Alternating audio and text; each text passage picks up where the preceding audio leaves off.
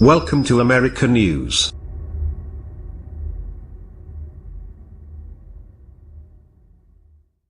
It's still unclear exactly what the shooter in Las Vegas used to carry out his disgusting attack last night.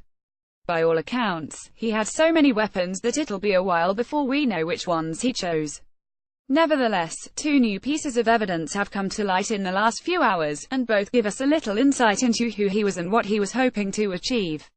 The first piece of news is that the killer passed all required federal background checks on at least two recent occasions. Two Nevada gun shops confirmed Monday that they sold firearms to Mandalay Bay shooter Stephen Paddock in the last year and said he passed all required background checks.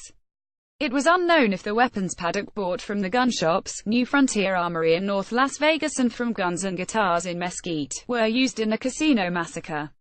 This doesn't mean that the shooter didn't have an automatic weapon as well, although if he did, as opposed to a Gatling crank or a bump fire system that increased the rate of fire on his semi-automatic rifles, he'd have had to obtain it separately and at great effort and cost.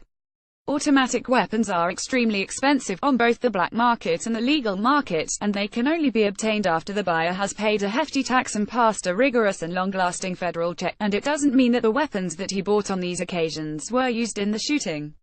What it does mean, however, is that he wasn't a felon, or, at least, that there was nothing in the federal database that would have prevented him from buying weapons. That matters because we are already hearing politicians pretend that universal background checks would have prevented this attack. They wouldn't have. The second is that, for the sheriff of the Las Vegas Police Department, the shooter had ammonia nitrate in his car. Given the peculiar sophistication of this attack, David French wrote about that earlier, one can only begin to wonder what else he had planned. As far as I understand, ammonia nitrate is an ingredient in what we'd call a fertilizer bomb. For whatever reason, this person was serious and he was prepared. Hopefully we'll soon have some idea of his motive.